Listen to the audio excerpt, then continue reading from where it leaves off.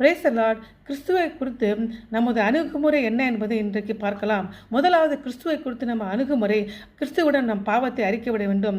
நமக்கு பாவம் இல்லை என்போமானால் நம்மை நாமே வஞ்சிக்கிறவர்கள் இருப்போம், சத்தியம் நமக்குள் இருக்காது. அதனால் விசுவாசி ஆனவன் தன்னுடைய பாவத்தை மறைக்கக்கூடாது. ஆனால் பரிசுத்த ஆவியின் உதவியோடு தம்முடைய பாவத்தை அறிக்கையிட்டு பாவத்தை ஜெயிக்க வேண்டும்.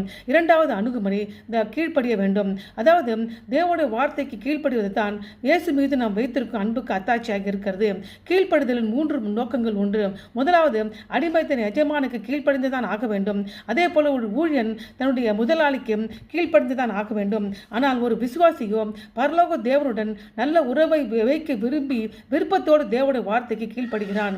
ஆகவே இயேசு கிறிஸ்து சொல்றாரு, என்னிடத்தில் அன்பா இருக்கிறவன் கற்பனைகளை கை கொள்ளுவான்.